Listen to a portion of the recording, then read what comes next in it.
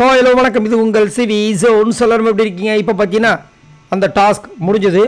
So இன்றைக்கி பார்த்தீங்கன்னா சூப்பராக வந்துட்டு மாப் மாயாவிஸ் அவங்க தான் வந்துட்டு 5 காயின்ஸு, 2 சில்வரு 3 கோல்டு. 2 சில்வர் எதுக்காகனா அந்த டாஸ்க்கை வின் பண்ணாங்க பார்த்தீங்களா, அதனால 2 சில்வரு 3 கோல்டு எதுக்காகனா இவங்க ரம்யா டீம் வந்துட்டு அவங்களுக்கு 2 பாயிண்ட்ஸ் கொடுத்தாங்க.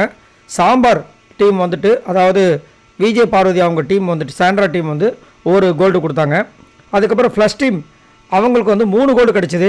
அது வந்துட்டு விக்ரம் டீம் வந்துட்டு இவங்களுக்கு 2 கோல்டு கொடுத்தாங்க.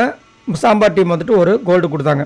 அப்புறம் சாம்பார் டீமுக்கு அந்த 2 டீமும் சேர்ந்து ஒரு கோல்டு தான் கொடுத்தாங்க. ஆனால் அந்த 2 டீமும் வந்து நல்லா ஜாயிண்ட் டெஸ்ட்டாக இவங்களை தனியாக விட்டாங்க.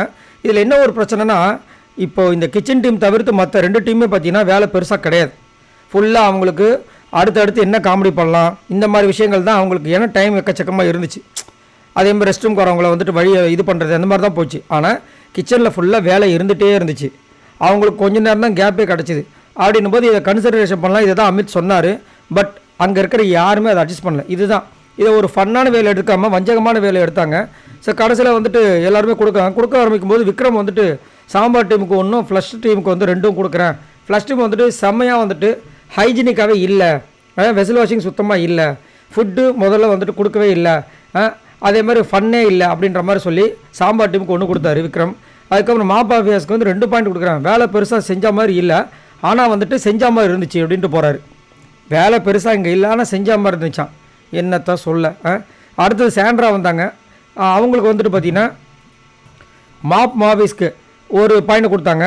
என்னென்னா வாங்க நாங்கள் டான்ஸ் பண்ணுறோன்னு சொல்லிட்டு ஒரு மாதிரி பேசிட்டு இருந்தாங்க. அது இயல்பை மீறி ஒரு மாதிரி இருந்துச்சு. அதே மாதிரி அவங்களோட கேப்டன் ரொம்ப அஃபென்சிவாக பேசியிருக்காங்க. வேலை செய்யலைன்னு சொன்னாங்க.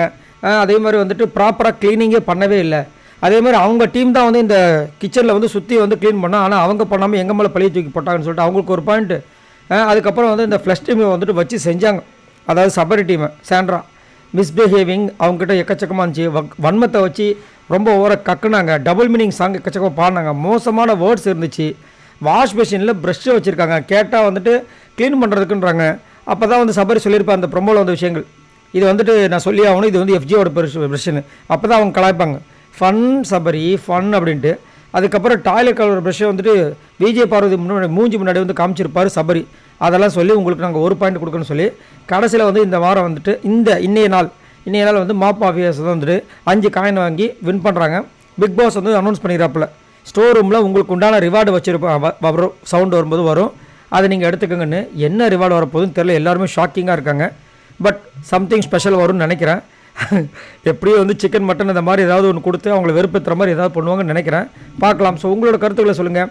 ஸோ இந்த டீம் அதாவது சாம்பார் டீமுக்கு வந்துட்டு வெறும் ஒரு பாயிண்ட் கொடுத்துருக்காங்களே, இதை பற்றி என்ன நினைக்கிறீங்க? அதேமாதிரி இந்த டீம் தவிர்த்து மற்றவங்க எல்லாருமே வந்து குரூப் மாதிரி ஒரு விஷயம் பண்ணுறாங்களே, அதை பற்றி என்ன நினைக்கிறீங்க? மறக்காமல் கமெண்ட்ஸ் பண்ணுங்கள். பாய் நண்பர்களே.